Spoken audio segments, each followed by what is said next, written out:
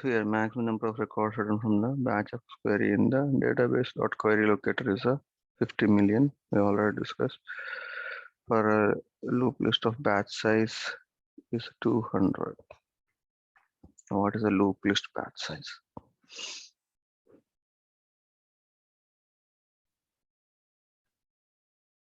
Static affix limit. All these related to the batch class. These limits are default timeout of callouts. I think it's the same of normal transaction of 10 seconds. Maximum size of callout request or response web services. We have 6 MB for synchronous effects and 12 MB for asynchronous effects. This is a maximum size of what we can call it as a heap size. It could be like 6 MB for synchronous and 12 MB for asynchronous. SQL query runtime, it is of 120 seconds. SQL query runtime is. And maximum number of class and trigger code units in deployment of Apex.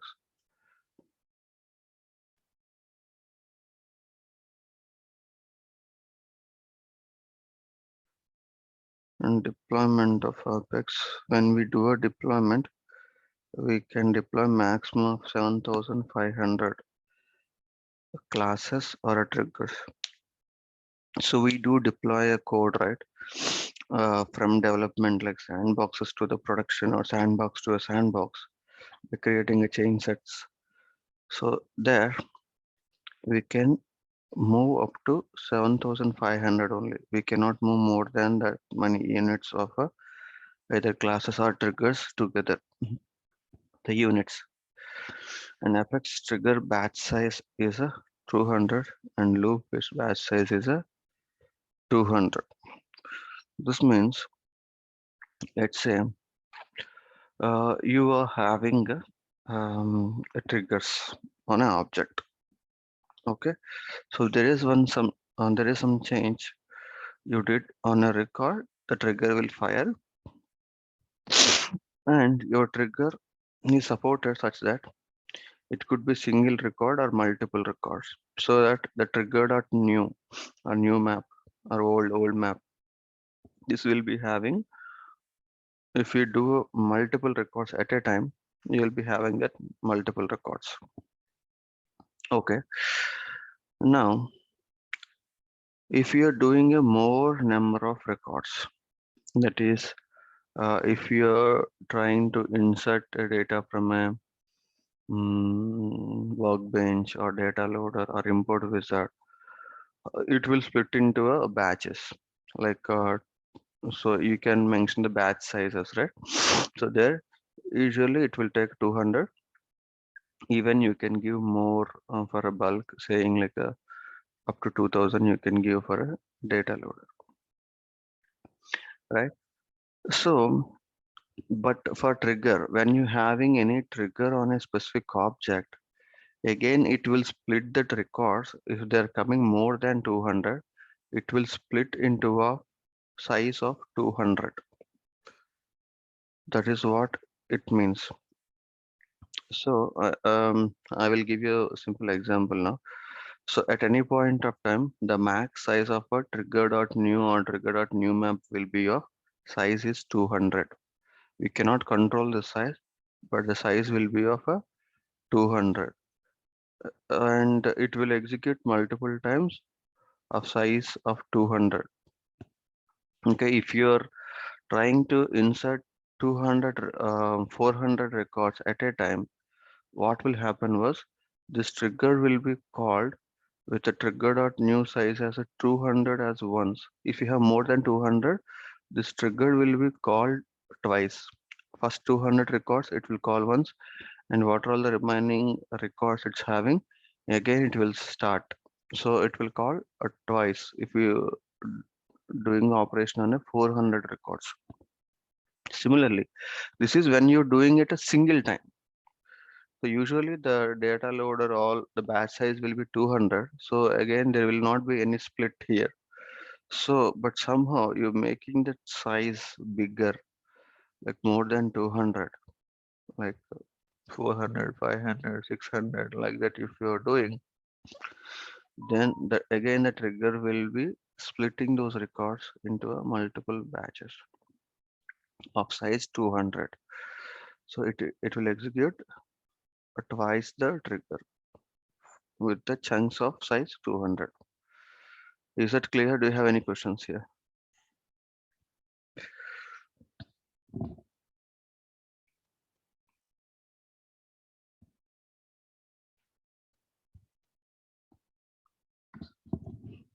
If it is a batch, again the same as a 200, but again we can specify the a size for the batch jobs.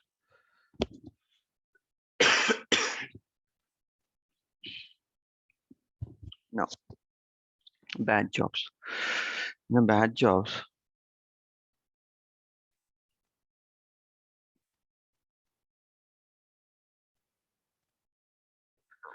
so any kind of asynchronous jobs, it could be batch, future, queuable, schedulable, per 24 hours of period, you can do 250,000 of number of licenses in your whichever is greater. Okay. Okay, it will be of 2000, sorry, 250,000 is the maximum number of you can do. That means you call a future method, that will be 1. You call 10 future methods, that will be 10. And you call the 10 batch apex, and 10 plus 10, 20, and you have a 100 queuables. Then you have a 120 and 50 schedulable, then it's a 170. So in the period of 24 hours, you can start any of the asynchronous batch apex is of 250,000 times only you can call. That's what the limit. If you reach this limit, you need to wait for the 24 hours to start unqueuing your asynchronous apex. This will depends on your user licenses also. Um, Number of user licenses in your multiple org by 200. So each user license will have a 200. Let's say if your org is having only 5 user licenses, then you will be 5 multiplied by 200. That is only 1000 only you can start in the time period of 24 hours. If you having a, okay, sorry, whichever is a greater, sorry, whichever is a greater, it's saying. So by default, you can use a 250,000 any of asynchronous apex you can execute. If you have a more number of users, let's say you have mm, 2000 users in your org, then it will be 2000 multiplied by 200. It will become a 400,000.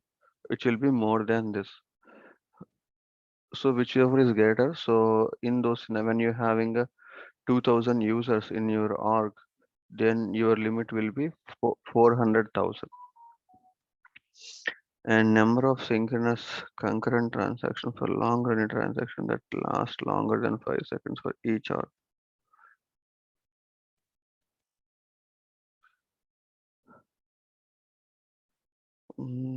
What the meaning of a concurrent? One after other?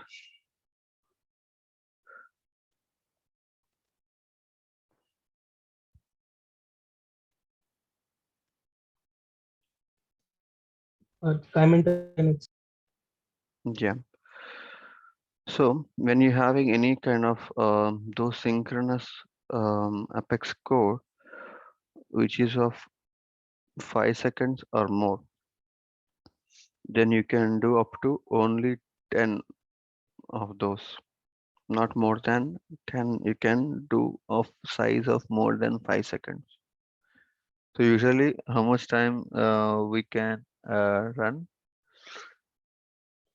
6 seconds as a transaction. If it's 12 seconds, Sorry, 60 or 6 seconds, what we have seen here.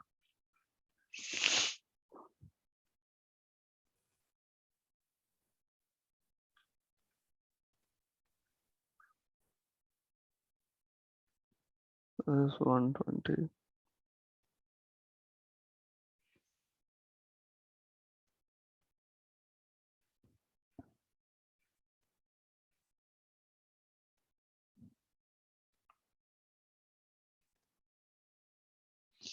HTTP callout is at 10 seconds. SQL query is 120 seconds. What is per transaction?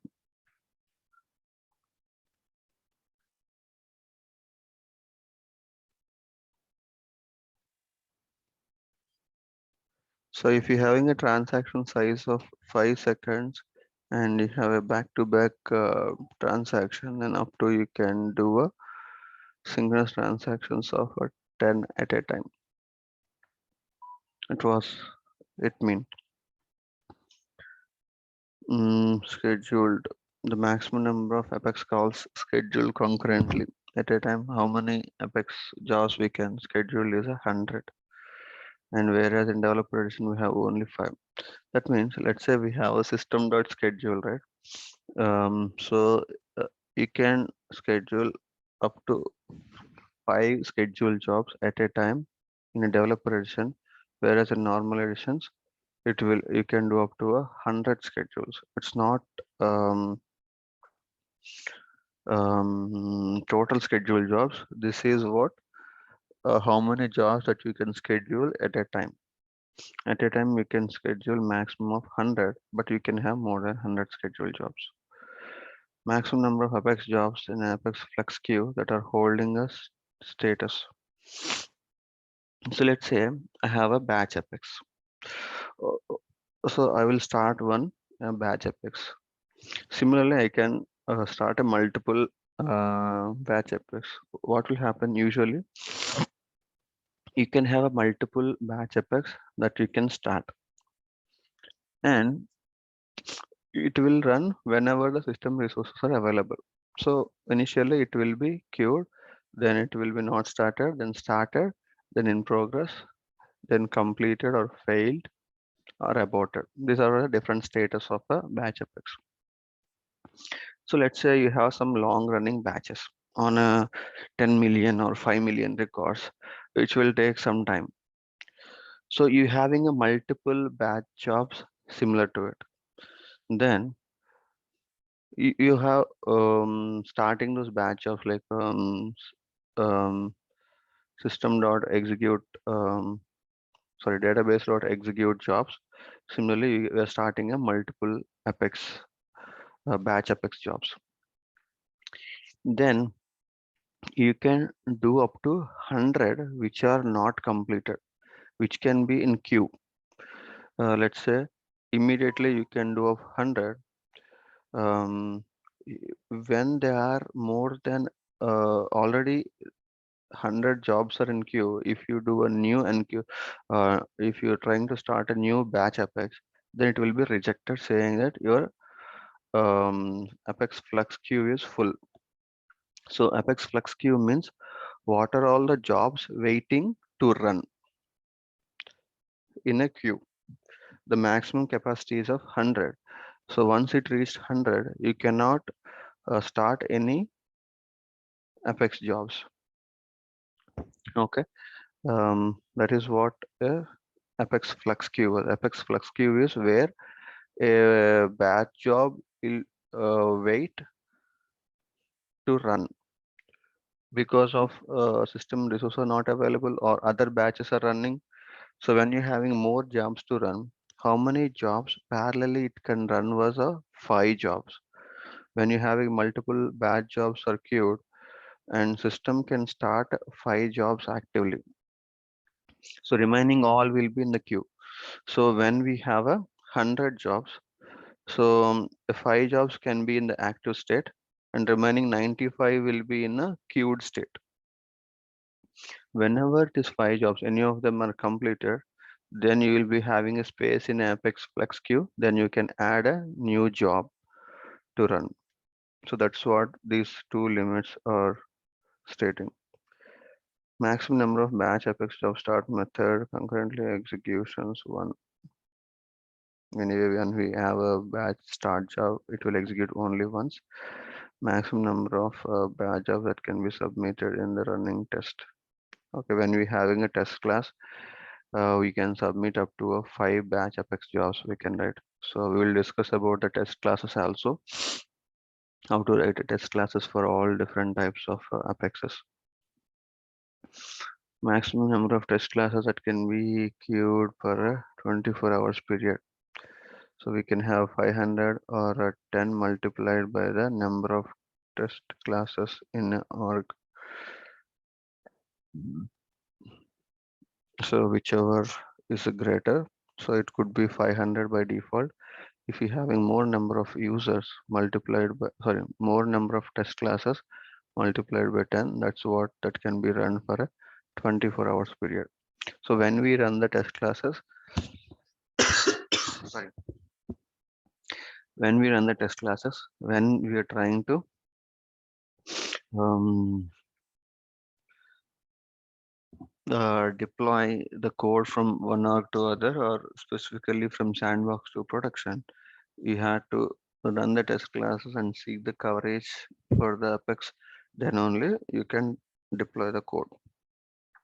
I will give more explanation about the test classes, what are the test classes and all. You can ignore this point for now. Test classes. Let's do one. Query cursors open concurrently per user. Query cursors 15 and 5. It's not required. Okay, these are all mostly we have seen those limits. Nothing to worry about much here. Mostly on the namespaces and cross namespaces. Okay. Now, so do you have any questions on this governor limits? You don't need to worry about much about the others. So these are what mostly we'll using the or we are run into this governor limits. All remaining are very rare when you are extensively working on the specific area, then only you will fall into this case. But these are the usually the governor limits what we used to hit and what we have to know more about the limits of this one. And CPU time was 10 seconds and 60 seconds. CPU time, and heap size was 6 MB and 12 MB, and DML rows are 10,000, DML statements is 150, SOQL rows are 50,000, and SOQLs are 100 and 200. SOSL is 20 and 2000. These are all mostly used or mostly asked or mostly hit governor limits, where we need to make sure that we have to follow our best practices to not hit these limits. Okay, so more usual or most commonly hit governor limits are SOQL queries and SOQL rows, and DML rows and DML statements. So to avoid this, what we do in our triggers was bulkify the code,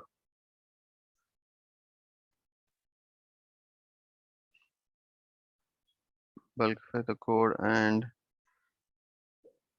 avoid DML and SOQL in loops. The loops can be while loop or a for loop.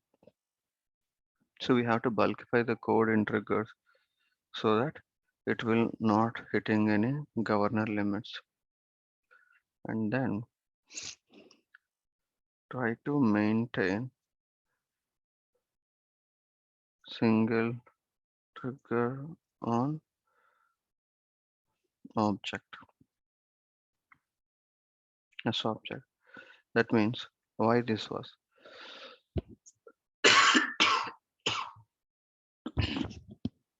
similar to workflows and process builders. We can write any number of triggers on a as object. Here in our examples, what we done, we have written a true triggers. One is before trigger on account and one is after trigger. One is after trigger on the account. It is not a mandatory to have only two or only one. You can write any number of triggers. You can have a two triggers having a after insert event, but you will be not sure. Sorry, you will be not sure which trigger will fire first and which trigger will fire next. That is only the concern when we are having a multiple triggers. Both are having the same events. Anything can be called first, anything can be called next. So when you're having a one event, you should be make sure that you'll be having one trigger so that you will be knowing in which order your code will be executed. That is the advantage of having a single trigger. It's not a mandatory, but when we have a clarity that it's not dependent and both are completely independent and nothing are having the same kind of logics or same queries you're having, you don't need to maintain a single trigger. But where you will be having a full control, which in which order the code will be executed when you're having a single trigger. That is the advantage of having a single trigger on a as object. And use the helper or a handler classes in triggers instead of directly writing code and triggers. This means, so what we are doing here, we're directly writing our code into the triggers. We don't have any class, we don't have any methods, nothing we have. So somebody will not know what actually happening. Okay, if I take after insert what happening, I don't know. I need to go to each and every line and check what actually happening in this code. So instead of doing that, you can write one Apex class and name it with a proper naming the method. So let's say here in this piece of code, you were trying to check what is the duplicate accounts are getting undeleted. So your method name should be um, duplicate account check on undelete.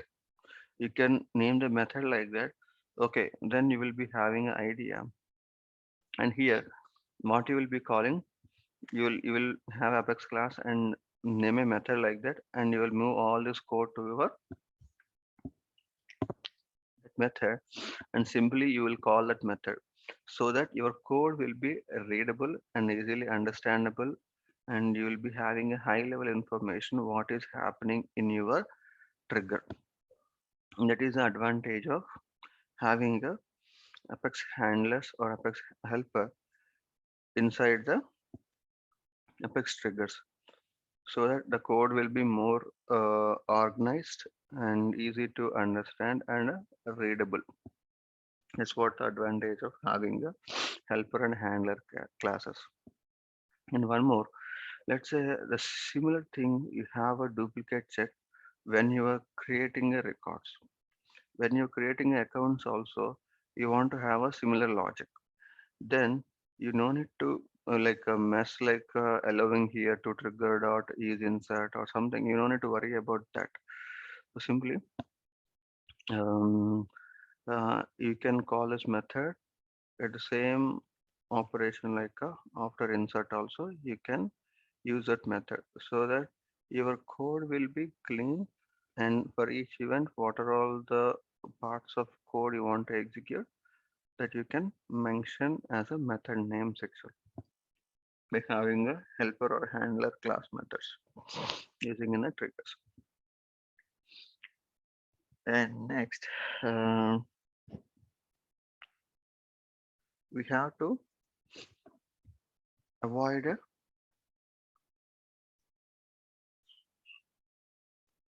recursive triggers.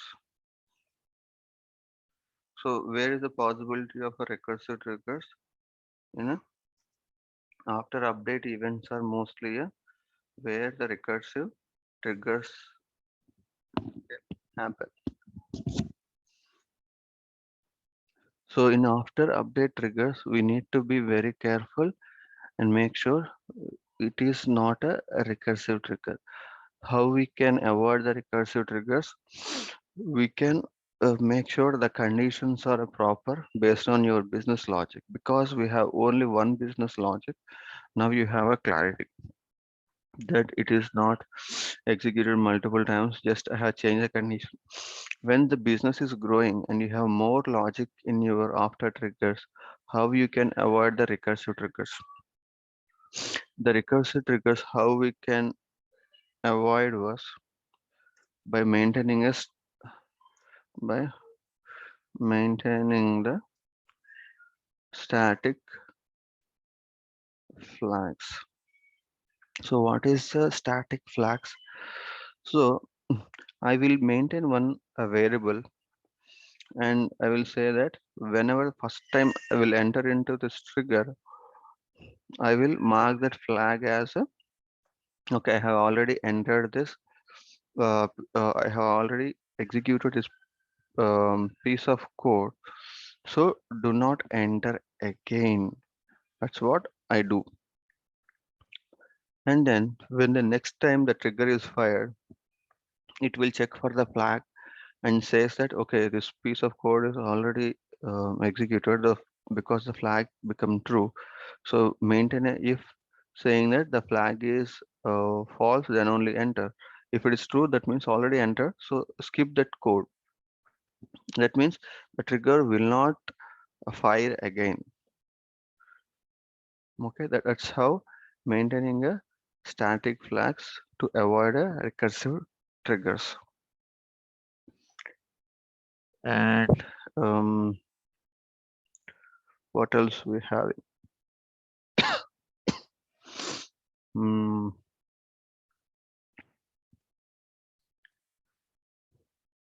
the naming convention. The naming convention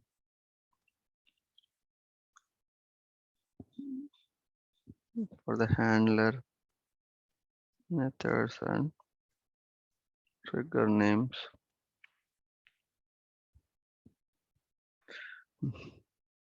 which should explain the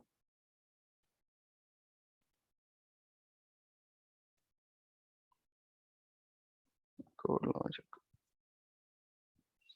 and we'll see what or other we have.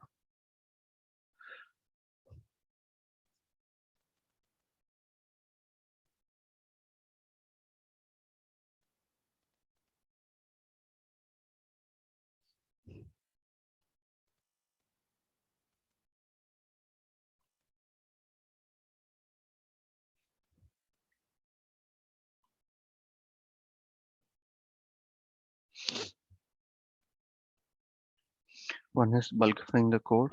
Yes, we're doing that.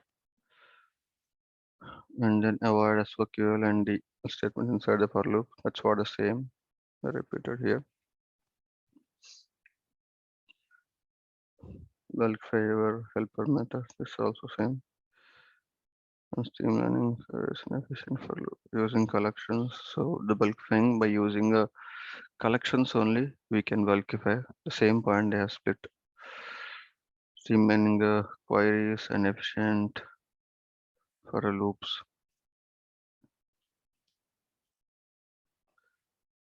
Streamlining multiple triggers on same object. So having a single trigger on the object. Querying a large data set we have to avoid query, multiple queries and combine all those queries into single query and have a one query set so that we can avoid a multiple queries on a same object again and again. Where corner limits. So this is one the limits of a apex method. That means so let's say we have this limits right like the CM, DML limits and SQL queries and CPU limits. We have our limits. So how we can check what are the limits left was limits dot get limits CPU time or limits dot get limits DML statement. By running this one, we will be knowing how many statements are used and what are the total limit. So by running this one, we can stop executing the code itself. So only when we have a limit, then only enter into the loop and have that query. Otherwise, you can stop executing your code and you will avoid um, a failing of the entire transaction. There is called a limits clause. In the limits clause, we can get a limits of all governor limits. It could be rows or query rows or DMLs or DML rows. All can be done using the limits class. And based on that, you can either run your code or you can stop running your code and a future appropriately. So when you're having a future method using in your triggers, so what is the possible scenarios was already there could be another future, like multiple future methods you will be having. And if you're trying to call a future method again and again, it will be failing that future cannot be called inside a future. So you should be having some conditions saying that if it's already future, you don't need to be again call a future method. And you should have a different class and the method, and this method you can call in a triggers. This is how you will call a future method. You cannot write directly a future method inside the trigger. You can always write a future method in a separate class, and you can call that method in a trigger. That you have almost 10 invocations in a Apex trigger. See here, when you are using this future method, you are putting inside a loop. So what will happen if you're having more than 10 records, the max you can use are 10, so it will fail. So you have to make sure that you are writing this code outside the for loop, not inside the for loop. Okay, so this is how you should not put a for loop. Instead of putting for loop, you have to directly call this method with all the records so that it will be called only once. And the second thing was we have to avoid using a future method inside the future method.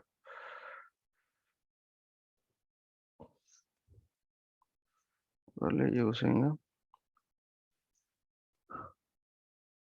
future methods. What means is avoid using the future methods in loop and avoid calling future inside the future. So we will write some examples how to write a future, how to call a future methods from trigger, and how we can avoid calling a future inside the future also we can see. This is about the test classes or hard-coded is here. This is what important one. Avoid hard-coded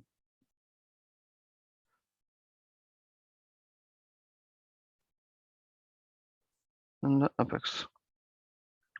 Let's say if you're having a record types or a specific user you want to skip for some logics, and you want to run piece of logic for a specific record type, you should not use the record ID hard coded in your code.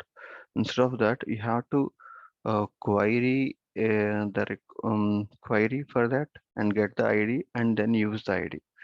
You should not use a hardcore ID. Why we have to avoid hard coding of the IDs?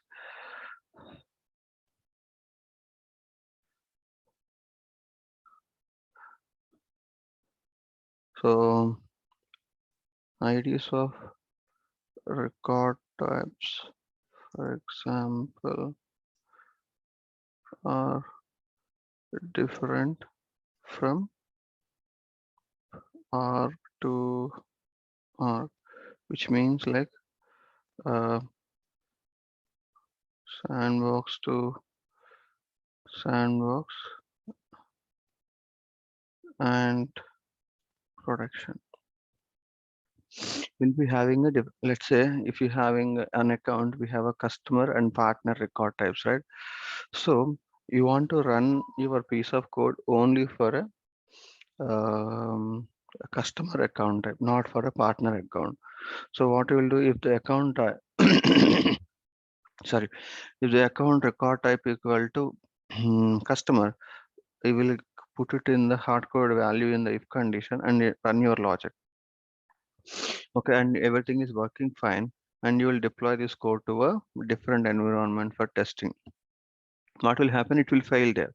Why? Because the record type ID will be a different in that environment. So again, you have to make changes to your code. And again, once you move to the production, again it will fail. But you cannot change the code in a production, and it is a continuous changes. So you should not do a hard coding of IDs in your Apex code. You have to always use a query and then use the IDs, but you should not use a hard coded IDs in your Apex. If you see here, record of ID is equal to so and so, then execute. Else, if record ID is something else, execute this one. You should not use like that. Instead of that, you can write a query on the record type, and if it is active and you know the name of the record type, by using the record type name, you can get the IDs and you can check if the IDs is something like a healthcare, then execute your logic. If it is something a different one, high tech, then you execute your logic. Instead of hard coding the values, it looks simple for you and easy for you to write code with that hard code values, but it is not a advisable. Instead of that, you have to query those IDs and then only you have to add your condition to your logic. That's what a best practice you have to follow while writing a Apex or Apex triggers. So these are all what you have to make sure that you mention in as part of your one trigger per object. If you have any questions, you can ask. I think that's all for the best practices we have, and we will going to cover all this how to call this Apex classes in triggers, batch class in triggers, schedules, all this.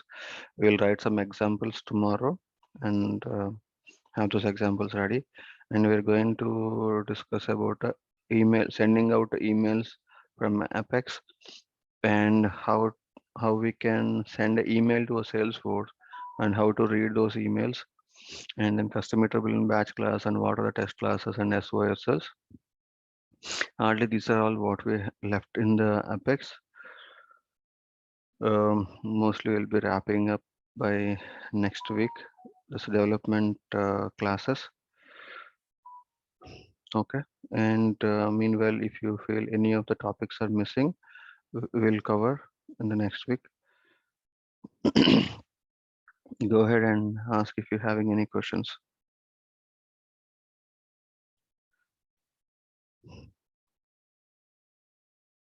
Context specific handler methods. That's what a handlers means. Bulkifying your code. Our SQL queries and emails and for loop statements. Collection and streamline queries in effective loops. Querying large data set.